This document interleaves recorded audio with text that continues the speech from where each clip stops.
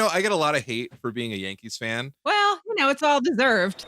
And every time somebody tells me something about the Yankees, I was like, yeah, I'm just going to have to go home and just wallow in my championship. Nope. And if you were in Boston, you had to have a heart full of love for the Red Sox and a body full of alcohol, I'm assuming. It all kind of goes together up there, and some baked beans. And a cream pie? I don't know. That's all I know about Boston. Right, exactly. Some lobster and some Dunkin' Donuts. Yeah, we're going to go pack the car. Exactly. Yeah, see, not bad, right?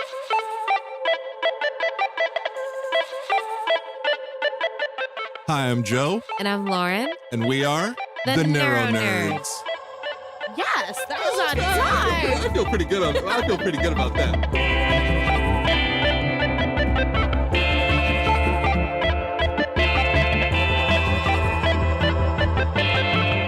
NeuroNerds. Welcome to the NeuroNerds, and we as in me, because Lauren's still traveling halfway around the world being amazing, we have a very special guest today, Dr. Karen D. Sullivan. Karen, I've been meaning to ask you, what's the D stand for? That's a Dorothy. Dorothy? Oh! Dorothy. That's my grandmother's name. Yeah. Oh my gosh, please tell me that you dress up as Dorothy for Halloween one year. Of course, and it really is my favorite movie of all time. Toto, I have a feeling we're not in Kansas anymore. Oh, is it really? Oh, definitely. Well, it's such a hero's journey. It's very psychological. That makes me so happy. I kind of feel like the Tin Man most of the time. If only had a heart. I kind of feel like, wait, Tin Man was the brain, right? Yeah. See? Well, see? no, Scarecrow is the Scarecrow. I kind of feel like Scarecrow most of the time, mostly because I'm tall, awkward, and I wish I had a functioning brain. So, Karen, or can I call you Karen, or do I have to call you back? Of course. No. Okay, so Karen wrote this amazing book that she sent us in the mail, and I'm really, really, really happy about it. I'm really, really excited about it. So Thanks, just man. visually alone, I'm going to post pictures on Instagram so you guys can check it out. It's awesome. The cartoon version of you, it kind of needs to be a series. Well, it's actually, we do have kind of a lot of them, because if you're not super comfortable in front of the camera, it turns out like there's people around the world who will make you into a cartoon. So on that app called Fiverr, I literally saw this guy and he was like, let me make you into a cartoon. And he lives in Micronesia and he goes to an internet cafe once a month. And I just send him pics of me and I'm like, hey man, make me with an alarm clock. Hey, put a brain in my hand. And then he sends them back, dude, for $5. Oh my, hey, guess what I'm going to be doing this weekend? I know, exactly. If you enjoy listening to this podcast, please consider leaving us a 5-star review on the Apple Podcast app. Your reviews help us grow and reach more listeners like you. Find us by searching for the NeuroNerds on the Apple Podcast app today.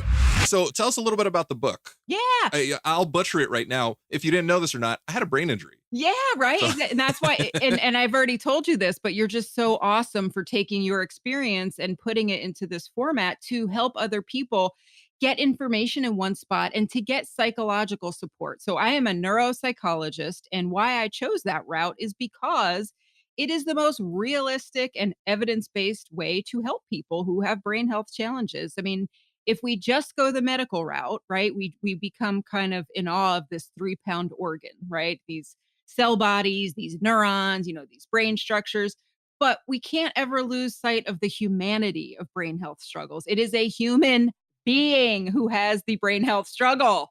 Right. And what's funny is my neurologist, yeah. And I'm not even going to talk about my neurosurgeon, my neurologist and my neurosurgeon, both of them, amazing. They literally saved my life. Right. Exactly. And we need owe them right. everything. Right. But incredibly socially awkward. Oh God, dude, no interpersonal skills. I mean, on the whole, right? But here's the thing is everyone also needs in that recovery care team is a neuropsychologist, but there's not a lot of us out there. So in my state, North Carolina, we have about 30. South Carolina, 1. I'm sure in California there's more. And what I like to do is what I think really makes me a good neuropsychologist is I'm really interested in giving the highest quality information that I can to my patients. This is really a big passion point for me is I don't think the very people who've experienced the brain health challenge, whether it be stroke or TBI, get enough high quality scientific information. It's really dumbed down. It's not enough. And then there's the whole world of the psych part of what I do, which is, hey, how traumatized were you by this unexpected life event that almost killed you? Kind of crazy, right? That you can gain mental trauma from that. Oh, So bizarre. well, what's so interesting is we so often affiliate post-traumatic stress disorder with war and veterans and Right. soldiers, right? So the first time it kind of crept out of that was in the 1980s. We started to talk about victims of sexual assault as it related to PTSD. Well, guess what? In the 2000s, we finally started to realize that people with medical diagnoses, specifically, we started with cancer, and we realized, hey, guess what? The definition of a trauma is it came out of the blue, it was life threatening, and it changed the way you feel about yourself, other people, or the world. So, guess what? We now know, of course, stroke qualifies. Duh. So part of what I love about my approach in neuropsychology in general, and we incorporated this into the stroke recovery guide, is you're really not going to get as good as you deserve to get after a stroke if you just go full medical or full physical. You have Right. to process as a psychological being what has happened to you. It's a I agree with that. right. And Joe, I think you're a living evidence of this, right? I am. So I say it on the show a lot, and some people think it's ridiculous. Some people laugh. I'm a recovering Catholic, so I Right. was Yeah, I I was get it. taught not to talk anything out. I was taught just to shove it all the way down. So Right. I never Stuff it. spoke about any of my issues, Yeah. which led into the high blood pressure. I never went to doctors, so the high blood pressure went unchecked. Right. So yeah, but now I see a therapist once a week, Awesome. and Love it. I talk about stuff, which is really weird. Yay. It's Yeah. not the Different. most, yeah, it is. It's not the Yeah. most natural thing in the world for Right. me, Right. but I've learned things over the past 2 years since I had my stroke. I've learned how to process things out, which is Huge. crazy. Yeah, because we don't just absorb these things from our environment, first of all, even if we had good examples. And many of us, let's face it, we're raised by people who have significant life struggles. I mean, the people who raised our parents, I mean, these people went through Vietnam. These people Right. were raised by people who went through World War II. I mean, there's a lot of trickle down trauma that happens. I And think so, that's what helped me right? a lot. What helped me a Yeah. lot is understanding that, my mother, she did the best that she could. Right, right, But exactly. things we know more now Right. today than we did back then. Exactly. And that's So, really I it's a very important theme. Like once you know better, you kind of have to do better. absolutely, Right, absolutely. right. And that's kind of like my mission as a neuropsychologist is, I feel so lucky. I'm a very unlikely doctoral candidate. It, Mhm. it was not first of all, I'm an 8th grade high school dropout. Wait, seriously? Oh yeah. Wait, how? Oh yeah. Okay. So, in Jersey, anything goes, right? You know what? That's true. You may say Right, eighth grade, you're a right, genius. exactly. But I quit high school in 8th grade, got my GED, and then finished my training at Harvard Medical School. So I've got this Oh, really wow. unique path, right? Well, first, that's just like I'm just maybe why we're getting along so good. It's like I like people who do things a different way. I don't. I really respect people who like work for it but do it in their own way. Right. I think that part of it is I really, really appreciated. Oh my God, I was so grateful to go to Boston University and get my PhD and to finish up at Harvard Medical School. And in my mind, the whole time was just this feeling like I have a responsibility to do something with this information. I can't just stay in my academic ivory tower and write papers for other smart people to learn about what my smart brain has to say, right? So I'm a big like application of science person. So what happened to me a few years ago is well, two really major things happened in my career. The whole time I was training, I really just expected I would go into academic medicine. I thought the goal was to be a professor in a medical school. And after I was done with my fellowship, I was very pleased to get recruited to UNC Chapel Hill School of Medicine. And a big part of what I did was run the inpatient acute stroke rehab program. Mm. And it was an amazing experience, but after a few months, I was just feeling really, really off, and I couldn't it was like such a shock that I wasn't loving it because this is everything I had worked for 10 years being in school. Right. But it's just the way academics are set up right now, it's very hard to be a true clinician. Like, you're stretched so thin, there's all these you're expected to do so much documentation that basically I had this huge epiphany that I couldn't believe it, but I had to leave the system that I was like loving and wanting and coaxing for all these years. It was like, I can't live up to my responsibilities in this environment. So I broke off, and that's why I have my own practice. So I've had my own practice here in North Carolina for 5 years. But then about 2 years ago, I felt like I had epiphany number two, which was like, this is awesome. Like, my people who come to see me here, they're do great. They have these awesome outcomes. I feel like they have processed trauma and we have a care plan for them. But my God, I can only see people one on one in this environment. So I started this I Care for Your Brain program. And actually, it's funny we're talking because this week is my 100th like I do these live Facebook lectures and they're like a half hour, 45 minutes. And people just write me and they're like, hey, I had a thalamic stroke, teach about thalamic stroke. Or, hey, how does high blood pressure actually result in a hemorrhagic stroke? And I'm like, cool, let me research it. And let me tell you. So we've got this like tribe of 5,000 people on there right now. And it's so satisfying because it's like I'm able to be with a larger group of people, just not the one-on-one in my practice, you know? No, but that's amazing. I mean, like the fact that you can reach all of these people. I mean, that's why I kind of started the Right. podcast Yes, that's because why we have so much in common. we do like Yeah, yeah, yeah.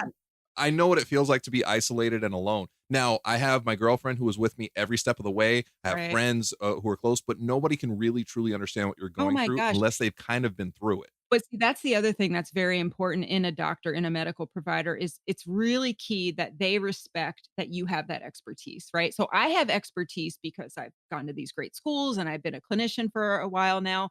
But my God, if I don't respect that you have expertise as a patient, if you're girl, I mean, I always say to people, I'm going to print you off an honorary PhD in brain science because of what you've been through. Doctors, we have to join with our patients to Right. bring two levels of expertise together. And what I'm afraid of is whether it's ego or the medical system, that we don't have enough medical care partners for people. Oh, yeah. Yeah. Yes. Right? And I absolutely agree with and that. so what happens, Joe, as you know, is people hobble their care together. And it's what really gets me is that it's just a layer of unnecessary suffering. Right? I mean, you had your hemorrhagic stroke. The little I know about your story, you had a surgery. Right? I got this gnarly little Harry Potter scar on my head. But you've got a great attitude, which is a big thing we have to talk about too in the land of neuropsychology. But not only did you have to reinvent the world wheel, I would imagine your girlfriend did too, and people all around you. And I just think that has to stop. We cannot withhold high level scientific information and the tools of positive psychology from people anymore. So I just, Yeah, we're working on it. It's a work in progress oh man, constantly, right? and it's kind of like the blind leading the blinder sometimes. but Interesting. Yep. but we just always have to just kind of like patchwork it and figure it out because who do we really talk to about this? We talk to Right, doctors, right, we talk to right. my neurologist, but they're not really the most helpful people in the world. Well, they're like, "Let And me see your reflexes. Let's look at the scan." It's like all objective, and what I care about is the subjective, right? What about the Joe inside, you know? right. Yeah, the what led to you almost dying? Right. Well, you've really done an amazing thing, which is, we talk a lot about kind of the stressful and the traumatic, but what I really like about your podcast is you really focus on post-traumatic growth. Like, how did I become a better person Well, because of my right? I had to. I had to. I mean, I lived. So Right. now there's you hear the thing. It's a definition of crazy. It's you do the exact same thing but Yeah. expect a different results. Yeah. I Yeah. couldn't do the exact same thing. I fundamentally changed every Right. part of the way that I Right. live. Right. Right. Because I'm not going to take this second chance lightly. Right. And Right. also, I don't want anybody to ever feel bad for me. That's one of the Mm. things. I don't know. It's a me thing.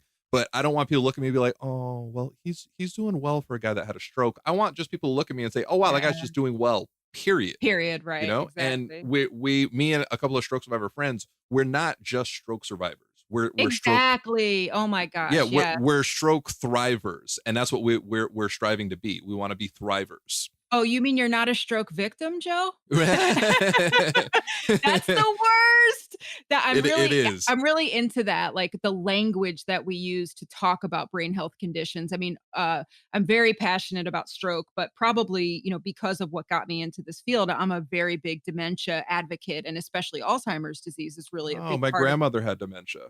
mine too, man. That's a part of the quitting 8th grade. I mean, there was some other uh interesting stories that went along with that time, as you might imagine, but she had Alzheimer's and I just wasn't fitting into the whole like high school culture. And I had a very big Bon Jovi obsession, and we'll talk about that at another time. But Oh man, so what you're saying is right after 8th grade, your high school life got shot down in a blaze of glory. Is that what yeah, you're saying? that exactly. Well, it was kind of crazy. This is a quick Jersey aside, but my grandmother lived in Sayreville, New Jersey, which is where John Bon Jovi grew up, and so she knew his mom a little bit, and we actually kind of became friends. And I started the first international Bon Jovi fan club with her, and that was Oh my I gosh. know that was part of my rationale. Like when I went to my mom to pitch this idea of leaving high school, I was like, the fan club really needs me. Like, what can I say? That's an amazing argument for an 8th grader.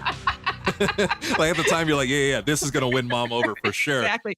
But the thing is, my mom is a clinical social worker, and we were just raised with this very strong idea that the most important thing in life is to help other people. And I'm just a very empathic, kind of generous spirit by nature. So I'd like to think she trusted that I was going to land on my feet, and I have, thank God, but I think she thought that if she didn't allow that to happen, that you were just gonna stalk John Bon Jovi. well, that might have happened besides. But anyway, no, I just think that, of course, we have to recognize people bring their whole selves into a brain injury, right? And I hate Right. that idea that then people's identity becomes consumed with this idea of just one simple thing that's happened to you. I mean, and I love that about your podcast is you're saying like, look, yeah, this happened to me, but I'm also a total nerd, and I'm Puerto Rican, and you know what I mean? It's like you're putting your whole self It's out there. I love that. absolutely. It's not just so. We have the Brain Buddies, which is like several of us that we have like we just try to become advocates for like our community and Love figure it. out a way that we can just reach out to the masses and help as many people as possible. And Kyle from Stroke of Genius, he's a documentary filmmaker. Oh, He yeah. gets really frustrated when people call people stroke survivors. Oh, this is so and so a stroke survivor. It's like, yeah, I'm not just a stroke survivor. Right. I'm Exactly. so much more. Right. Don't call me a Exactly. stroke survivor. Call me a stroke thriver. That's where I got that. I got that from Kyle, Right. Love it. which is amazing. Like the stroke. It's kind of it's. I remember, and I say this story often. My girlfriend, after I had my stroke, she said, "Joe, this was a blessing." And I immediately, Right. without missing a beat, I said, "I don't think you know what a blessing means," because I had a cane, I could barely walk, had a hole in my head. And then after a little bit of time went by, I realized she was absolutely right. She was 100% right. It was a blessing. It gave me an opportunity right. to kind of start over, and actually do Right. something different. So And when what's you said helping other people, yeah. that's all that I want to do. Right, Like right, I have right. just this passion. It's kind of a problem. So says my occupational therapist, because I'm spending about 7.5 hours on average a day reaching out to other survivors. Yeah, I know. Right. So I'm figuring out a balance right now. But that's good all for I you, want to and do that's is help. therapeutic. You're releasing all these feel-good hormones that are like fertilizer in your damaged parts of your brain. So I think that's actually good. And a big thing with basal ganglia strokes, which I know you've shared on the podcast that you've had, Oh, is hey, that's what I had. yeah, right. Well, there's two things I wanted to actually mention about that. So one is the importance of understanding dopamine when you've had those kind of injuries, because Mhm. that's really the neurotransmitter in that area that really kind of lubricates the system and gets things going. So you probably know that Parkinson's disease is a disease that mostly affects the basal ganglia. Have you heard that Yes, before? Right. I have. So what's interesting is there's a whole lot of evidence-based research out there about what to do for Parkinson's that hasn't necessarily been mapped onto basal ganglia stroke folks. So you need to understand that, because there's this whole world out there of like moderately intense exercise. And I mean, we can talk about this, off air even here, but like there's things you can naturally do to get more dopamine going through your brain. And that's going to kind of be this like lubrication that helps you. I mean, you've got even the fact that it's been 2 years, every day your brain is still clearing out blood, I'm sure. And you gotta Yeah, make sure you've got the right fuel in there to keep that going well. This April, and May. our Patreon donation spotlight is brain aneurysm survivor Amelia Clark's new nonprofit, sameu.org. Their mission is to create immediate post-acute rehabilitation for young adults who have suffered a brain injury or stroke. A portion of our Patreon proceeds will go towards this amazing nonprofit. Sign up to support us at patreon.com/the NeuroNerds. #the NeuroNerds give back. Oh yeah, I've changed my diet for sure. The exercise for a while, we were exercising regularly early on in my recovery, Yep. but then I don't know if you've heard of this thing called post-stroke fatigue. Oh, Oh yeah. my goodness. Now, when people hear fatigue, they're like, "Oh yeah, you're tired." No, mm-mm, No, no, no, no. It's no, a completely different thing. no. And I didn't have it the first year. The first year of my recovery, I didn't have it at all. And I was like, I Interesting. kept on hearing, "Oh, this fatigue, fatigue, fatigue," and I was like, "That's nothing." And then it hit me, and it hit me Interesting. hard. It was so Yeah. I couldn't even function. And actually, for the Yeah. first time of my recovery in my life, I had brain fog. I had Right, brain fog maybe about right. two weeks ago for the first time. Oh, man. Oh my goodness, Scary. It's that's a scary. Yeah, thing. it's no, it's Yeah. and I try to explain to, like, quote, unquote, "civilians," like, I don't think we that term, like, neuro fatigue, brain fatigue, we don't really even have a word for that because my sense is it's, like, bone crushing fatigue, like, can't put It 2 thoughts in front of the other, tired.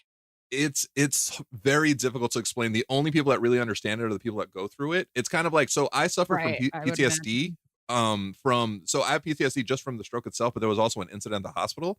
And when Mm, I get set off, I mm. try to explain it to people. People are like, "Oh, you got scared." I was like, "No, no, no, no, no, no, no. I didn't get scared." No, no. I said, just picture the most frightening moment of your life. Now, it could be an accident that somebody was in. It could be somebody being robbed. It could be jumping out of an airplane. I was like, imagine that feeling of fear that you have in the pit of your stomach and deep in your chest. Now, imagine that happens several times an hour. Oh my Because god, with me, right. sound is a Oh, biggie. So if a yes. door slams, if Yes. there's like a loud noise, Yes. I kind of have like these little freak outs. So Even still yeah. now? So oh yes. Yeah. So I have a service dog. My dog Oh, Stella is actually my awesome. service pup. So I was having night terrors, which again, people are like, Oh. "Oh yeah, nightmares?" No, no, No, no, no, no, no, no, no, no, no, no, no, no. no. No. So I was having there was an incident at the hospital, and it happened around 3 o'clock in the morning. And just so happens that once I got home from the hospital at 3 o'clock in the morning, I would have these gnarly night terrors, Oh, and 4, 5, 6 nights a week ugh, steadily. So I wasn't sleeping, and post stroke, post brain injury, sleep is very important. oh, So critical. I wasn't sleeping at all. So I got my dog, and what she does is she calms me down when I kind of have these freakouts. Awesome. The miracle about my amazing dog is she, after about 2.5 months, she started catching them before they happen, because apparently the dogs can Unbelievable. pick up on the pheromones. Oh, yeah. So Oh, yeah. I would wake up and she's breathing hot breath on me, and she's hit me with her paw, and then I'm like, oh my god, I'm like on the verge of freaking out, but I'm not freaked out. My dog is amazing. She's a superhero. Right, or she totally is, and I love Stella from a distance, she's a good girl. Oh, But she's such a good but, puppy. here's the thing, is that symptom and I think this is really important to talk about. There's so many symptoms post-stroke that are a combination of both neurological damage from the stroke and the psychological trauma. So these symptoms of hypervigilance that you're talking about, right? Oh, Being very sensitive to noise. Your nervous system is like cranked, right? And you don't really know how to bring it down. What I want people to understand is, and I just talked to someone on the phone about this morning, there is a layer of that that is a very treatable condition, which is the post traumatic stress disorder. But I'm so afraid people aren't getting that specific help because we get so focused on the physical therapy, on the occupational. It's almost like it's not as important somehow, but yet your quality of life, potentially your sleep quality, is absolutely. also I being went through threatened. that. Almost every single stroke survivor or stroke thriver out there that So, is actually physically doing better, that don't have the physical, like the visual physical impairments. You hear the same thing. You hear this. You hear, yeah, but you look fine. oh God. You look so, and I'm doing the quote fingers. You Right. look so normal. That's so infuriating. I can only So imagine. with my friends, my close friends, I'm you've heard the podcast. I'm an idiot, and I wear it as a badge of honor. So I was walking, and I didn't have to use my cane anymore, and I was making just my Joe dumb idiotic jokes, and people, oh yeah, yeah, Joe's back. Joe's 100%. And Felice is just like, he is absolutely not. He is nowhere near. Oh, You guys don't see the behind closed doors, the right, effect that the right, stroke had on him mentally. right. How long were you guys together before the stroke? 8 years. Oh, So wow. We're going on a decade now. Somebody She had her gotta put a opportunity. ring on it. Yeah, Somebody gotta put a ring on it. we talk about it. One of her friends was like, "Oh, she was like, "Oh, it'll happen for you." She was like, "Yeah, I know." That's so She funny. was like, basically a piece of paper and a ring isn't going to change the way we feel about Of each other. Right course. now, we're saving up for a party. That's what we're doing. Exactly. No, totally. I love that. No, but, I think it's important too to recognize, like, she has her own unique traumatic experience with your stroke, and that was my focus on my Facebook lecture last Wednesday was, what is that like to be a loved one, a girlfriend, a caregiver in the acute hospital setting? Because, oh my gosh, talk about fragmented care. I mean, the left hand doesn't know what the right hand's doing. The focus, of course, as it should be, is on survival and medical stabilization. But I mean, I just even think of the physical environment, the physical room that she had to spend her time in. I mean, I would Mhm. maybe she got one of those nice plastic recliners that, she had to like bend her knees and sit there, right? I mean, there's this feeling like I can't leave because what if that's when the doctors come? So you're like chained to the hospital room. You know what I mean? There's so many ways that I get so frustrated by the medical system that it just doesn't seem like ethically we're doing the right thing. And so much of it seems to do with insurance reimbursement. And Oh just yeah. even if you look at like length of stay, before the 1980s, people were staying in the hospital for like 30 to 40 days to recover Oh from a wow. stroke, right? And then in the 80s, when all this managed care crap started, I mean, we're down to like 4 days on average for people. I mean, did you feel That's ready? insane. Right? Did you feel ready? I I have no memory, so I don't know what Ah, I feel. I So got my deficits post stroke is tremors in the right hand and right, short term memory loss. A little bit of long right. term, but that's basically all come back. I have from the moment I had my stroke because I know the exact moment it happened. From that second Mm, till about maybe a month later, I have no memory. I have no memory of wow. the hospital Right. or anything. Have you ever seen the movie Memento? Oh, yeah. Uh-huh. That's what my hospital stay was. So I Wow. start thinking back and I'm like, okay, well, I can kind of piece it together, but it's not a very clear picture. You wanna know one of the risk factors for developing PTSD after a stroke is fragmented memory, because part of how we really heal emotional trauma is we find a way to put it together into a coherent narrative. Right? Doc, okay, so one of my biggest issues is I'll give a quick story because I'm going to eventually Yeah. do an entire Yeah. episode about my PTSD and how I gained it. Good for you. Um, there was an incident at the hospital. Basically, real quick, the Yeah. hospital lost me. Oh, come on. I was doped up on heavy medication. Ugh. And I decided, you know what? I miss my girlfriend. I just want to go home and I want to be with my girlfriend. So at 3 o'clock in the morning, I got up and I put my clothes on and I left. There was nobody at the nursing station. Wandered around the hospital. I made it to security. Security asked me what business I had in the hospital. I apparently said I don't have any business in the hospital, so they told me to leave. Oh, Joe. So What? I wandered the streets of Van Nuys for about 3-4 hours or so You're in effing Avenger kidding me. slippers. What? I could barely walk because I hadn't walked in 3 weeks. Oh I my had bright yellow bracelets on that said I was a fall risk because I hadn't walked. I had a giant hole in my head and I had hair at the time. And so like it looked like somebody took an axe to my head and I just wandered around. I didn't know where I was. And so my memory, when I say memento, it's just bits and pieces. And that's what really freaks me out. I know that there's few things that I do know. I know that I asked a few people for help and nobody would help me. Felice gets really mad about that, but I'm like, I look like an insane person. I'm pretty sure I wouldn't have helped me either. I know I was looking for a phone, but there's not really phones readily available anymore. And I know I have a panic attack every time I visualize passing this alley. I don't know what happened. I just know I have a vivid, like a very clear picture of an alley and the bushes that are in the alley and the trash that's kind of like floating around the alley. But every time like I picture that, I have like just this horrible panic fear attack that comes over me. And I don't know, I don't have any other pieces to that puzzle. Right. And that's where I think my trauma comes from. Oh, definitely. Oh my God. But you know what? The thing that's very important to think about with trauma, and you're so awesome for sharing that story, which is absolutely horrendous. And the word lawsuit comes to mind, by the way. But Yeah, they're not they're oh, so here's what's funny about that. yeah, Van Nuys Presbyterian. yeah. They did their own internal investigation and they're like, yeah, no, Oh, you were of your right mind when you left. And I was like, oh, oh, okay. okay, that's cool. Even though I was doped up on heavy meds and I had just had a stroke 3 weeks prior. That's cool. And you had I guess I was like, fluorescent yellow bracelets on that said I shouldn't even be able to get out of bed on my own, but no, I should walk around the streets. Awesome. Um, but what's so important is with trauma, the details of trauma at the end of the day in terms of our spirit, they actually fall away. What it really is, like I said before, is how the trauma affects your sense of yourself, other people, and the world, specifically your safety in the world. So I just wonder about some of that story you told, Joe, is like there's some themes there that are pretty disturbing, like people not helping you when you're really that helpless. And you can rationalize and say, well, I do. I looked I do. crazy, but like, emotionally, that's brutal. That's tough. And like here I am so vulnerable in the hospital. Like, why wasn't there a system to keep me safe? I mean, you were out of control and nobody put you back in control.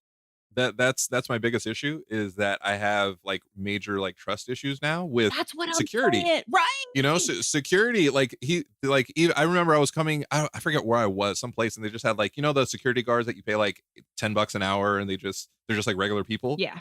I had almost a panic attack going into this place because there was just this dude there. Right. I Right. some crazy fear came over me, and that Yeah. sucks. So, but I do rationalize, Yeah. and Yeah, and that's because it the makes work me you need feel to do, my friend, in your therapy. Yeah, it makes it you makes feel me feel better. better. Right, of course, but Because I actually feel bad when I was wandering the hospital. One of my memories is I walked in, I was going in and out of rooms. It must have been like a cartoon. And I remember I walked in a room and there was like a heavy set Filipino guy shirtless in a bed. And he was just staring at me like, dude, what are you doing in my room? well, And I know the feeling was just a really uncomfortable feeling because I apparently was in there an uncomfortable amount of time. right. So first of So I all, feel bad for that guy. right, first of all, overweight Filipino guy, shirtless will traumatize you in and of itself. But beyond that, the other thing is that, trauma memories in and of themselves are very different. They are fragmented. You've got these stress hormones, this cortisol, this adrenaline, it's coursing through your vein. You're kind of out of your mind. Then you add in narcotics and all of the pain medications that you must have been on, Joe. Even when you were cognizant and laying down new memories, I bet they are funky but memories. Like they're not normal It's logic crazy. Oh, within your you can memory. curse, Doc. It's okay. Have you ever heard of Norco? Oh, yes, Yeah, so I was doped up on Norco. dude. Yeah, and Unbelievable. what's funny is the first night, because I wasn't sleeping, and that's why they gave it to me to help me sleep. They were like, "Oh, what's your pain level out of like a 10?" I was like, "It's like a 15." They're like, "Okay, cool. Here, take 2 Norco."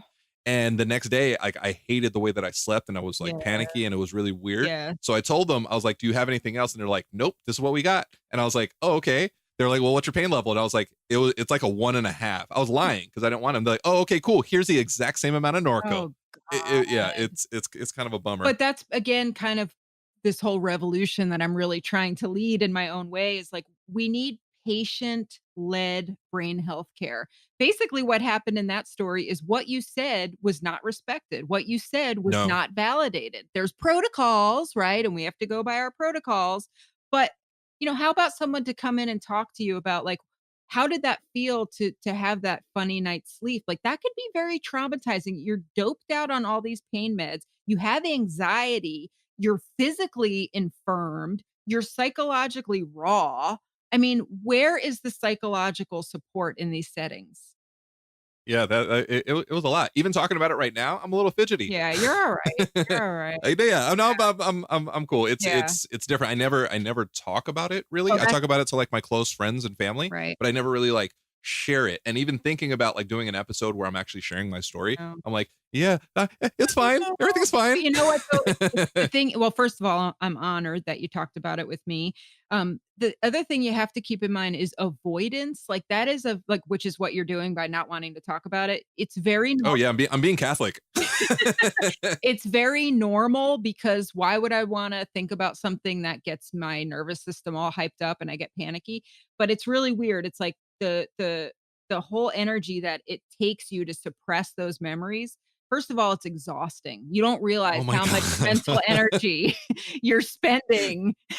Doc, you're like my favorite person in the world. Like I knew we were gonna become fast friends, but like you're speaking my language. Right? But here's the thing, like, this isn't me, this isn't you, like, this is if we really respect what people tell us about stroke, this is written all over everyone's story, but there's something about the stinking medical system where I don't know what the like, it needs to be incorporated into programs and preparedness. Like, this is universal. This isn't you're somehow insufficient because you can't handle these trauma memories. Like, so Right. many stroke people have a story where they're like, "This is really crazy. I don't even know if this happened, but when they were wheeling me back from the MRI, somebody came over and grabbed my engagement ring." It's just like, it's Oh my gosh. ridiculous. I just did an interview with one of my favorite people in the world, one of my brain buddies, Bridget, and she had a story where she had her stroke. And when she went in, they said, "Why are you here?" And she was like, "My husband hit me over the head with a shovel." Oh my god. Her husband did not hit her over the head with a shovel. She just had a stroke. But in her head, she was like, "Yeah, yeah, he hit me over the head with a shovel." And not only that, she made up in her head that her husband was sleeping with the nurses and that the Oh, doctor and her husband right. were planning on killing her. Right, right. All of this was made up because of Right, what was going on in her head. right, So right. like we make weird memories. I remember, so on my random wander, Oh, I remember I thought that I called an ambulance and an ambulance showed up. I was completely making that up in my head. oh my god. That didn't happen because an Yeah, ambulance wouldn't leave me wandering the streets. right. So the scientific term there is confabulation, and basically the brain, the spirit does that because we're so used to living all these decades with linear logical memories, and when there's gaps, that's traumatic for the brain, and the brain's like, "No, no, no, let's just fill it in." So that's where I think the trauma memories get so funky because 'cause you're like, "I don't even know if I can trust that what I think I remember actually happened." That is the worst feeling in Right? the world. So having PTSD sucks. Having short-term memory loss sucks. But the worst thing is when you're cognizant and when you're aware of everything, not being able to trust your own mind. Right, exactly. That's the worst. I had that moment with my sister where she was mad at me because she was like early on she was always there, and it was about a week. She was like, "I haven't talked to you in a week, and you haven't let us know what's going on," and blah blah blah. And I was like, "Are you kidding me? I text you like every single day." And then I looked at my phone. Sure I was like, enough, yeah. "Oh, I haven't texted you in a week. Right, right, Something's wrong with me." That was the moment where I was like, "Oh wow, yeah, I had a brain injury. right, Like yeah, yeah, yeah. there's something not right." Well, the other thing too is I think you have to become very internal and kind of like by default, like selfish after a brain injury just because you're managing so much inside your own head, inside your, to suppress things. Oh shit, don't say that. Like, oh, use your Right. filter, right? And oh, look at my hand. Damn it, here I am 2 years later and the damn thing's still shaking. Like, you just become very internally focused. And that's part of what changes for people who are in your love circle. You're not as able to, there's not as much space in your brain for other people. And that's something to work on, but it's It's also real.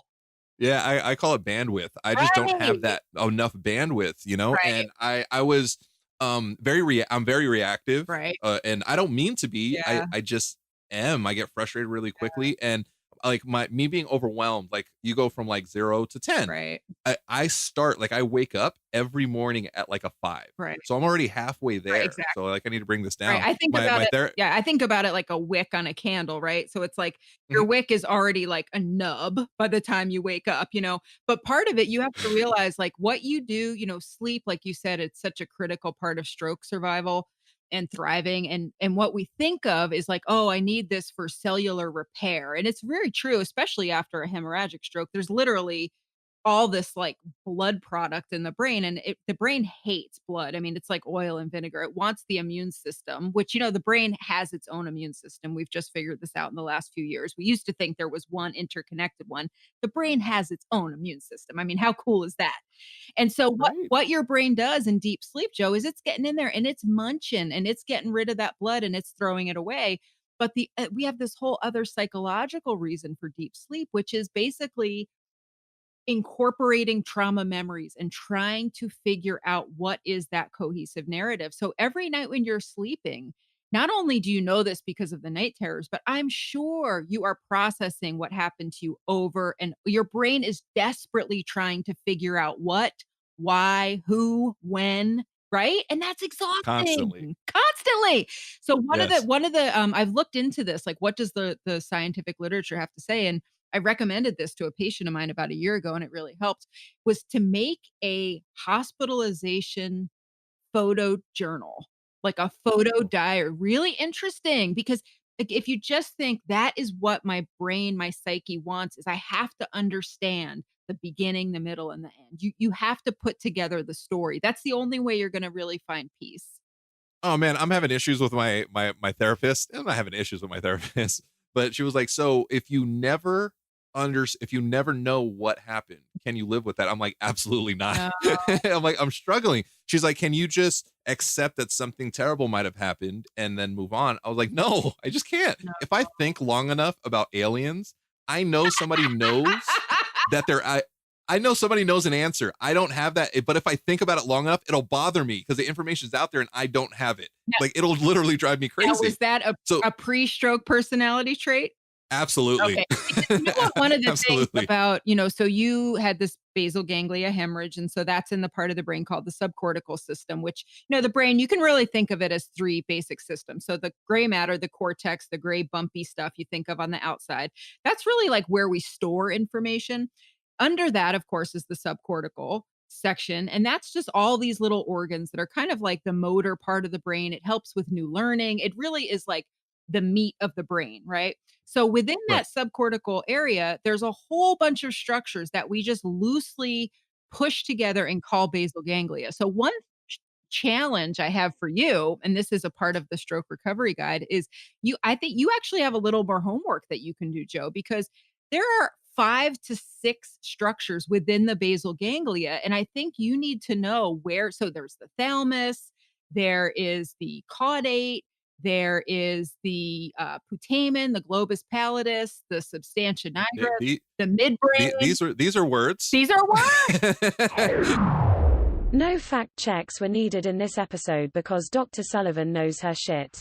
And it matters because I think what's so important after a stroke is to have all of your stroke symptoms validated, because the things other people can't see, that's what makes people feel like, I think I might be going nuts. I think, Oh, I feel that right? at least twice a day. No. And so that's why, yeah.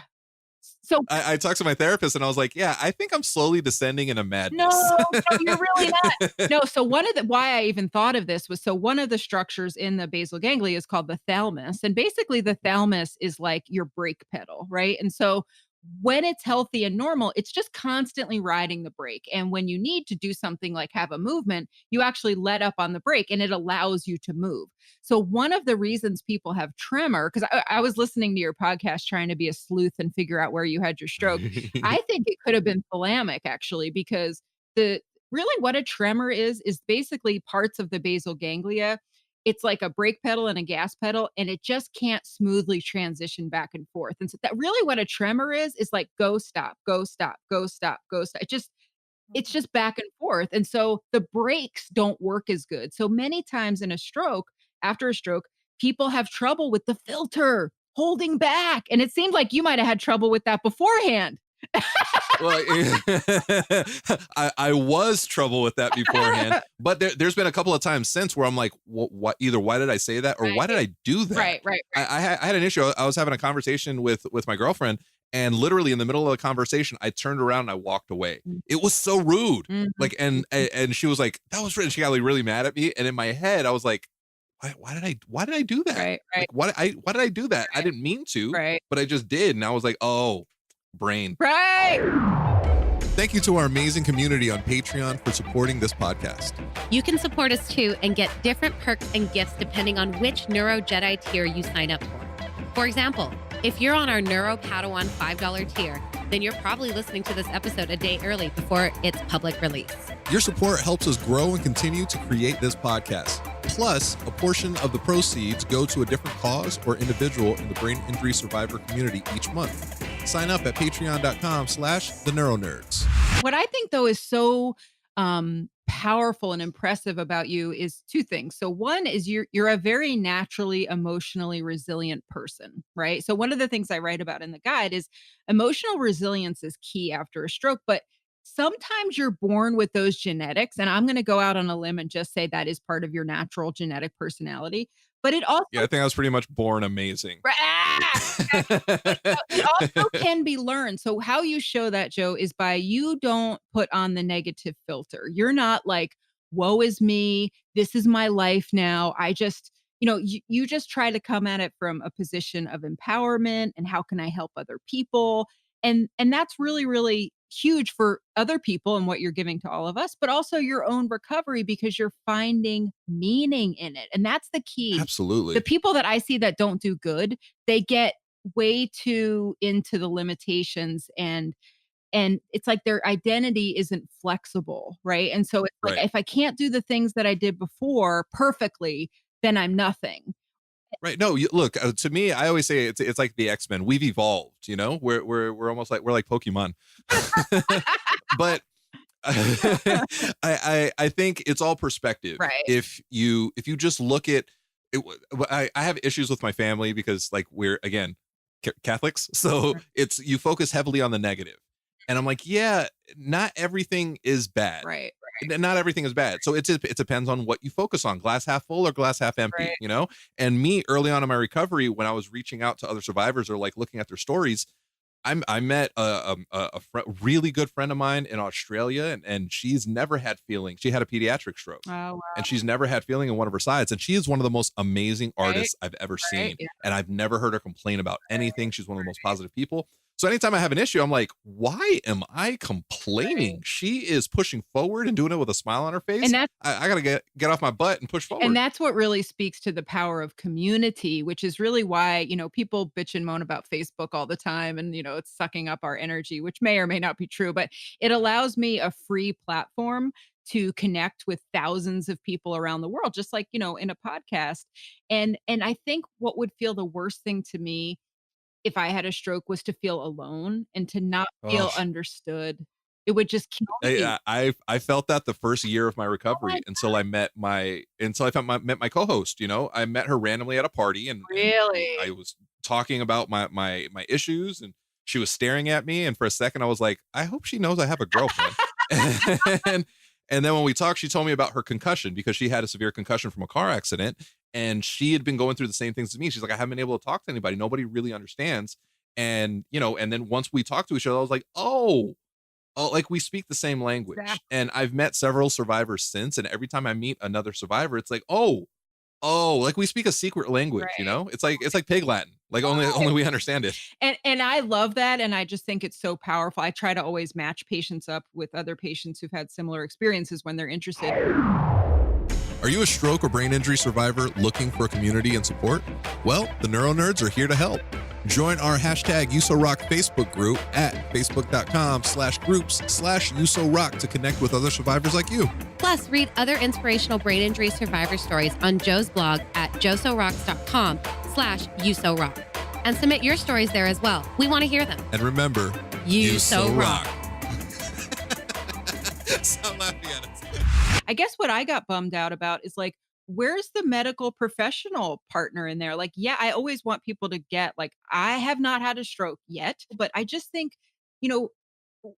we pay so much money from our taxes to go to science, right? And I think that's awesome. That's how we make advances. But I don't think we're completing the loop of responsibility with getting that information back to people. And people are like, why do you do these free lectures? And it's like, I just think someone just needs to be a translator. I'm not making any of this stuff up. I mean, some of it is like my clinical care and my own passion and ethics, but so much of what I talk about in this I Care for Your Brain program is stuff that I just go to read scientific journal articles and like try to put two and two together and just explain to people in a way I hope people can understand. Like, hey, you've got this symptom, like, here's what worked in one clinical trial from Portugal in 1985. Like, why don't you give it a try, So what I love about your book immediately, it's not like when I thought book, I was like, oh, it's like a book. It's actually, it's almost magazine shaped. Right, exactly. And what's beautiful about it, when I was skimming through it and I was like, oh, this is really cool. This is really cool.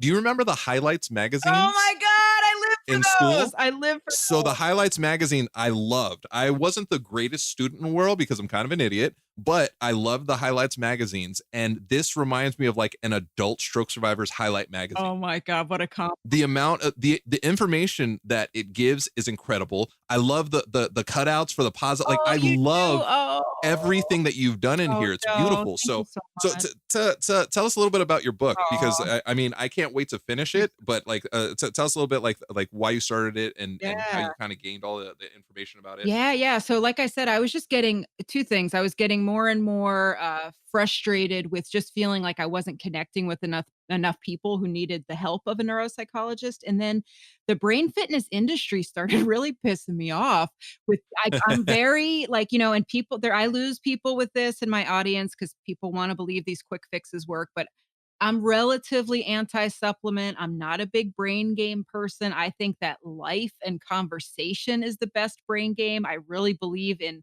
community and interpersonal health and your own personal psychological well-being. I'm not one to think you should be alone with a iPad and, be getting bedazzled jewels into a wizard's lair to help your brain. I just don't think that that's where it's at. I think we need to bring more humanity back into the brain health conversation. So I just was thinking, these are like 8 to 10 billion dollar industries, Joe, of like, oh, play this game or oh, take this memory pill. And honestly, it's complete crap. I mean, Prevagen is the number one memory supplement. This is the one with, take the insides of jellyfish and we'll put it into, Right. okay, been accused of fraud by the federal government, has had to pay millions of dollars in fines. Lumosity, the biggest brain game people on the planet, they've been accused of fraud by the government. But yet, I think there's a gap in why people go for these because there's nothing else. Where do you go when you think, oh, I want evidence based brain science? Like, there's just not a public Right. resource, right? People go to magazine articles. And what happens with that is you just get the blurb. And I just believe what people really want is in depth, high quality information. What is more personal to you than having had a hemorrhagic stroke? I mean, come on. If you've Yeah. ever wanted Yeah. to know anything about anything in your entire life, and it's like I just didn't think there were resources. So I just started going around in my community in North Carolina and really talking with older folks about how to reduce their risks for dementia because of my own experience with my grandma. But then as I was doing this Facebook thing, it's been about I'm actually on my 100th brain health lecture this week, which I'm so psyched Yeah. about. So rad. I can't believe it. So fun. And I met so many cool people. But I just thought, you know what? The people who are really coming out of this Facebook woodwork are stroke people, and it's the number one most common neurological injury. And I think if I really put my mind to it, I could take a good year and a half, 2 years, and really write something that was as if I was this person's care provider. Have to be very careful with laws and licenses, and I have to be very careful in the book to be like, you can't Right. read this and change your meds because things I say. But I just felt like Right. I can't be a part of the system where people aren't getting better just because they don't have access to information. And I think there's a lot of It's crazy, oh, isn't it's it? such BS. Well, honestly, like I talked with a neurologist recently and I showed her the stroke guide. Oh god, and I really love this woman and I respect her, but she said to me in private, "Don't you think it's a little too high level for patients? Don't you think it's a Oh, come a on. little too complicated for people to really get?" 'Cause, we're talking about these high level concepts like neuroplasticity and enriched environments and neurotrophic hormones, and no, I was like, "Absolutely not." I mean, it's all It's about not. how you It's the way say that it. you lay out the information. Exactly, Yeah, it's the way exactly, you lay out the exactly. information, and the way you've laid out the information in your book is Well, amazing. Because again, I don't know if I've hammered this in or not. Joe's kind of an idiot. I've gotten that, but But by what you've said and what you've it's not said. No, I'm just kidding. No, but I have to give no, props. it's beautifully laid out. You're so sweet. I have to give props to my illustrator too, my graphic design partner, Carrie Fry. I wanted it to because, people learn in all different ways. So you got your hyper verbal people like me, and you've got your very visual people. And that was very Right. important to me that it had to look like it was inviting. The other thing that's I think very good about it, and I'm very proud of, is that it's interactive because Oh yeah. until you personalize information, like I have scripts in there on how to talk to doctors, how to find out. People sometimes don't even know where they had their stroke. This makes me crazy. Sometimes people aren't even told from their brain scans they had another little mini stroke before the big one. I mean, the withholding of Wow. information from medical professionals to me is a public health crisis. And I just couldn't not be a part of the solution anymore. And so actually it was kind of funny. It was really a Facebook group that inspired me called Young Stroke Survivors Global Network. I was on vacation in North Carolina last January, and a woman just wrote on there and said, they've given me my 8 sessions of PT and OT, and I literally feel like I've been thrown off a cliff. I'm completely lost. I don't know anyone that's had a stroke, and I don't know what to do to get myself better. God, that's the And worst. I know right? exactly what that feels like. Right? And it hit me like a ton of bricks. I actually went outside on the deck. It was a beautiful day. I took a picture and I just thought, I have just been so divinely inspired. And I just knew in an instant that the next year to 2 years of my life was going to be spent writing this book. And so just to have it out now, it's going to be available June 5th. To have it in people's hands is like, first, it's very interesting, as a psychologist. It's a vulnerable thing though, because it's like been this private thing for so long and like It's so personal to right, you, exactly. So honestly, to have you say the kind things like you don't even know, like that means so much to me. And it's very cool talking with people kind of. And so you're my first podcast, Joe. Oh, I know. hey, there's no better way to break into podcasting than with the NeuroNerds, at least one half of the NeuroNerds. Exactly. And when it comes to your books, when it comes to me, I don't throw out compliments just because, like, if I say something like I truly mean it, or else I'd be like, oh yeah, it was a book. Out of all of the books out there, this is definitely one of them. Yeah. Right. But no, So sweet. it's actually really, really Oh, cool. Like man. it's just visually alone Yeah. at first, I Yeah. was like, oh wow, this is really cool looking. Oh, And then as I started going through page after page, I was like, oh wow, oh. oh wow, oh wow. Like Oh, it's really, really cool, and it's digestible thank you. because for stroke survivors, myself and Yeah. a lot of us out there, a lot of information Yeah. is very hard to take in. Right. It's Exactly. it's like I always refer to everything as noise. Right. It's Right. Right. noise. Exactly. The way you laid it out, it's almost in like bite-sized chunks. It's Oh, just enough. dude. It's to the point. I love it. I knew we were gonna become fast friends. Like I knew You're the that, best. and I knew I was like, oh, I'm gonna have to say nice things about the book, even though even if the book's terrible, I'm just gonna have to say like nice things. This is amazing. Like I really, really mean that. Dude. Like I love Dude. everything about it. Dude, you're making my day. One thing I did just want to say, because there are other stroke guides out there, and I looked at them all and I was like, I think I can offer a cool new neuropsychological perspective. Oh my gosh. Yeah, I'm sorry tell to me. cut No, you tell off, me, but tell me. do you look at the other stroke guys and you're like, psst, I was like, get out of here. yeah. I'll show you how it's Well, done. first of all, very few address like coping and trauma and psychology and all that. But what's hard, the challenge in writing these books is everyone's brain is really different from the jump, right? From the second you're born, you are so unique. Every single stroke is different. Like you even said to me, like, okay, I had a basal ganglia bleed. Well, yeah, but also you had some, extension as they call it, which you nicely shared with me. There were other parts of your brain that got involved. So really the truth is it really wasn't just a basal ganglia stroke. And then people sometimes forget with brain surgeries, of course you needed that. Of course, with a hemorrhagic stroke, I mean, there's a lot of concern about like brainstem herniation because, we've got this finite space in our skull. There's really not a lot of room for any visitors and blood can take Oh, up a lot right. of space, right?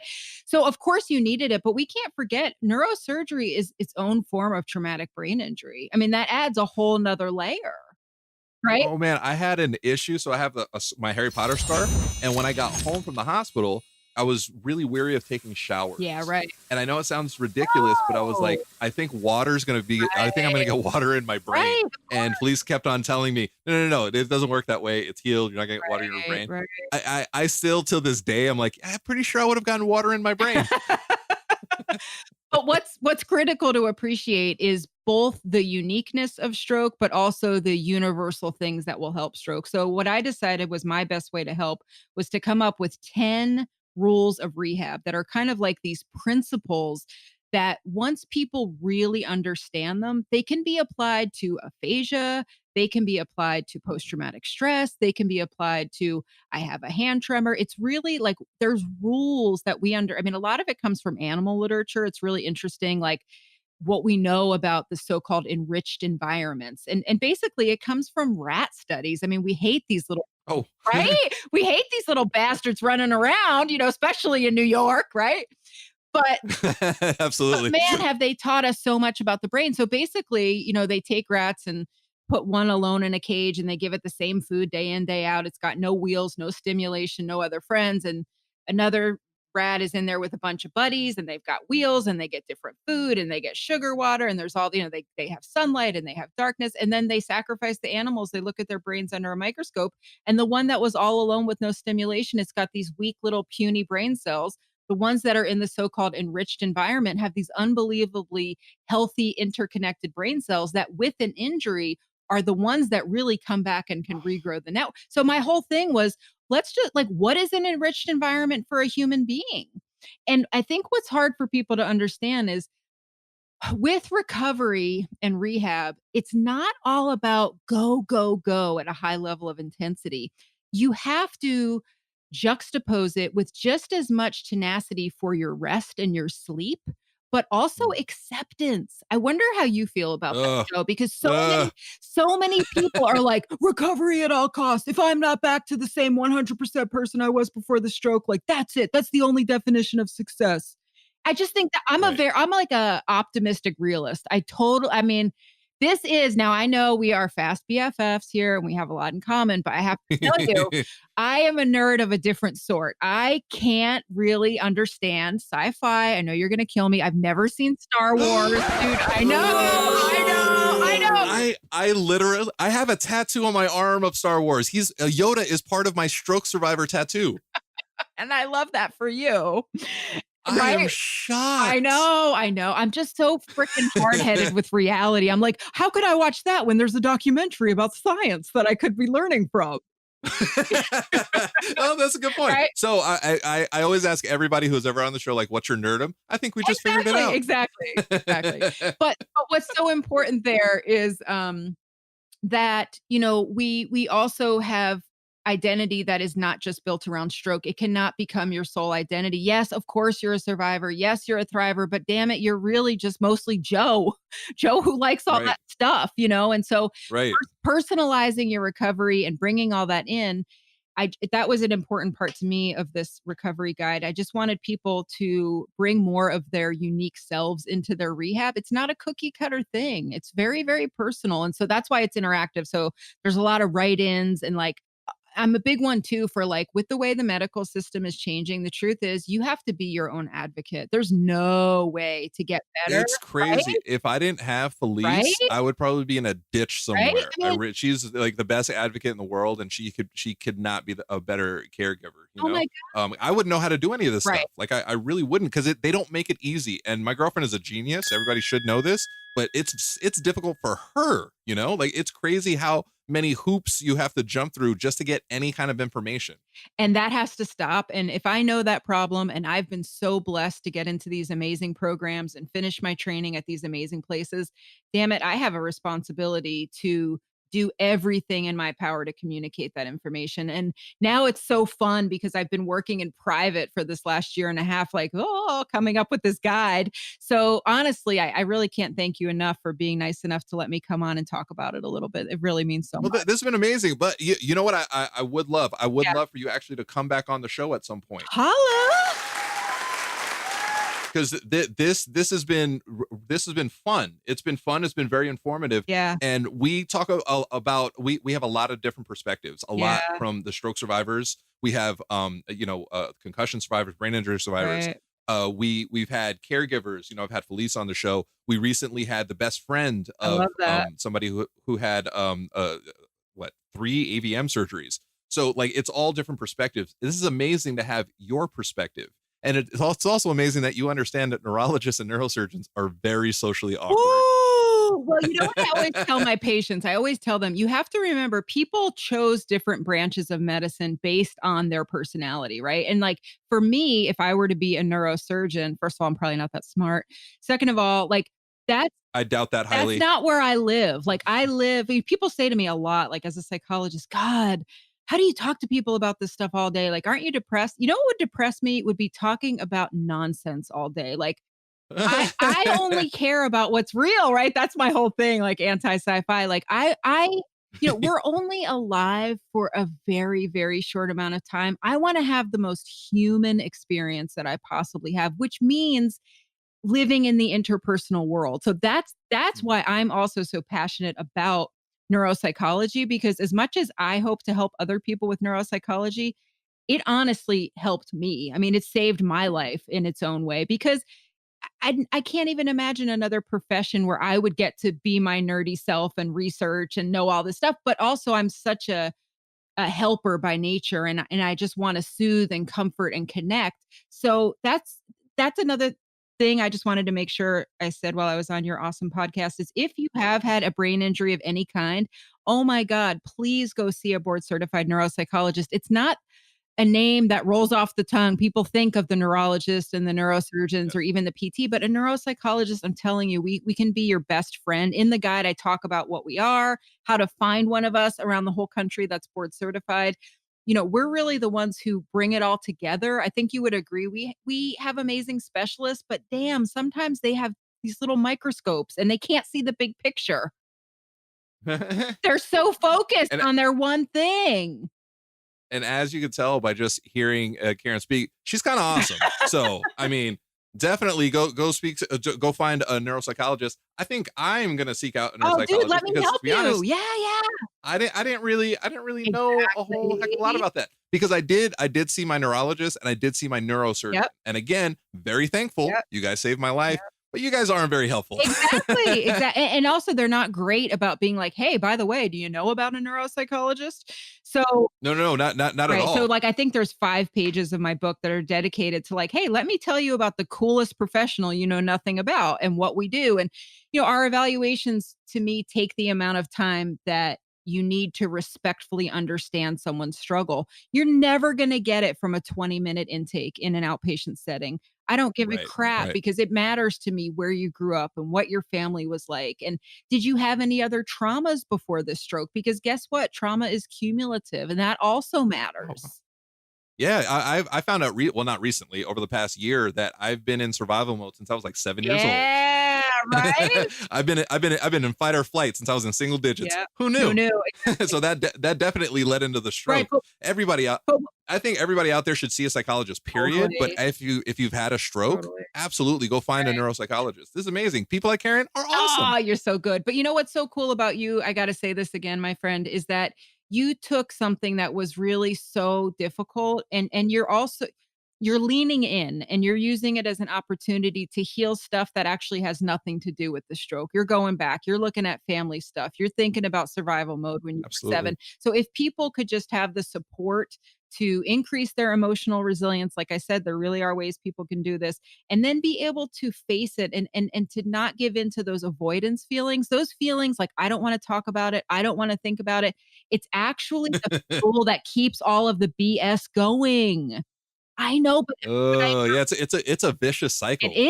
is. Exactly. And so if someone, maybe even just some of the tidbits from today, like I think when it's validated and you don't feel like, "Oh, I'm some kind of freak because the minute I see a security guard and my heart starts pounding," it's like, that makes perfect sense to me as a neuropsychologist. I mean, first of all, your brain has paired that with all the trauma of the stroke, Oh, such a bummer. right? It really is, because I'm like, number one, I'm a grown ass man. Come on in And I was bucket. like, Yeah, yeah, and I was like, number two, like I'm vain. I don't want like people to like look at me and see like me freaking out, and like I don't right, want right, that. Like I don't know. I'm working right. past that. I go to But you know therapy. what can be another It's all I steps. think too, somatic therapies, like, so much of trauma because we cognitively and emotionally avoid, it literally is an energy that goes somewhere. And so when you don't process it directly, a lot of times it comes out in our body. Muscle tension, high blood pressure, hello, headaches, sick to my stomach, unexplained, gastrointestinal issues, just so many different aches and pains, fatigue, so many different things. And so sometimes if you kind of bypass the thinking part of yourself and go into the body, whether it's through massage or biofeedback or, guided meditations, or, I mean, honestly, even things like primal scream therapy. I know I'm reaching way back into the psychology archives with that, but like it's energy that has to be released. And I think the fear for a lot of people is, I'm afraid if I release it a little bit, it's going to consume me. And I'm afraid to cry because I think I'm never going to stop crying. But Right, it's that right. fear, that barrier, that's like the glue that is holding your trauma together. And so there has to be a I way to move had that with it.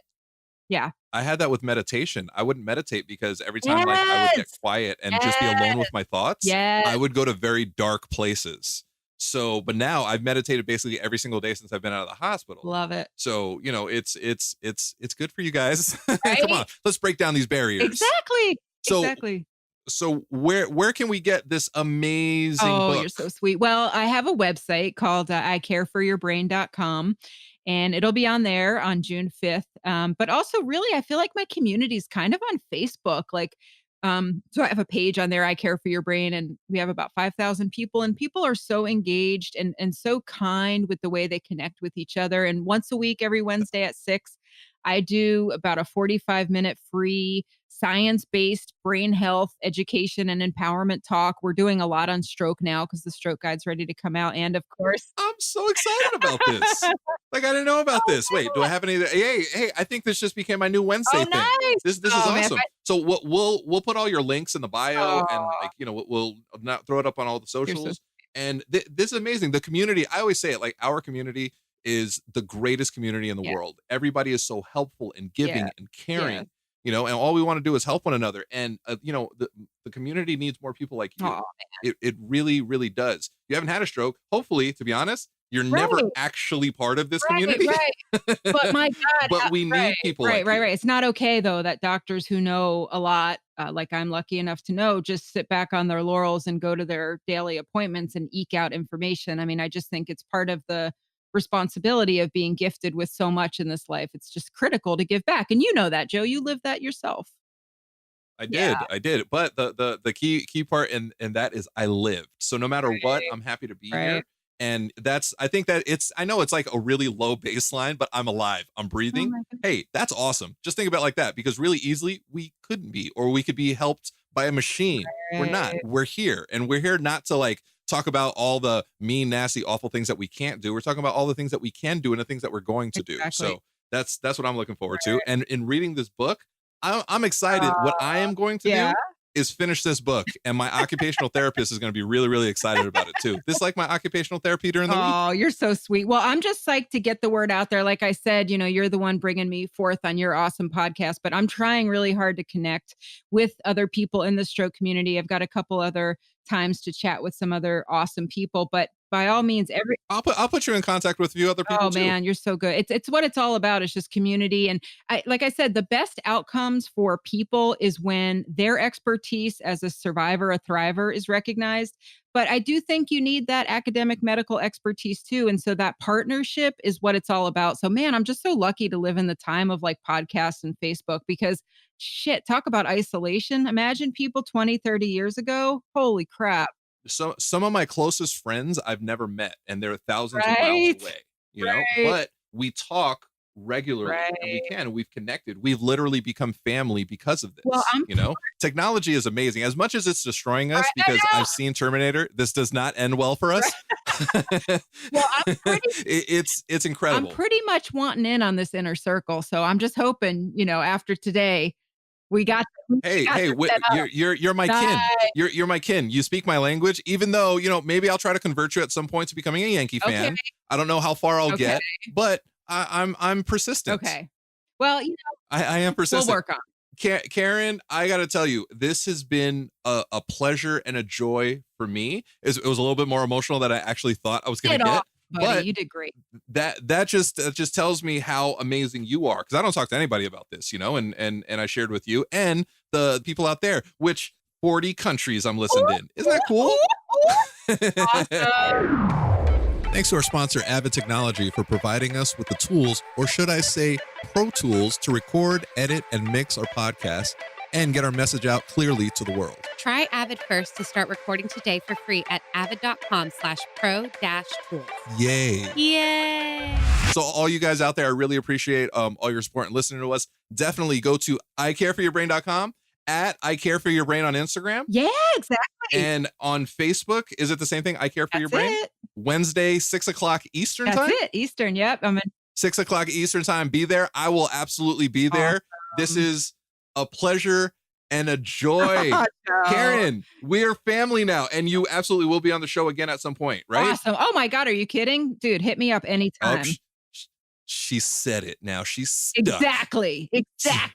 So as always, the NeuroNerds, we are here to help. Follow me at JosoRocks everywhere. Follow Lauren at Lauren L. Manzano on Instagram. Follow us at the NeuroNerds everywhere. Definitely go check out icareforyourbrain.com. I Care For Your Brain on Instagram, on Facebook. Definitely check her out on Wednesday, 6 o'clock Eastern. I will be there. And on that beautiful note, this NeuroNerd is out. Awesome. Karen, that was so cool. That was super dope.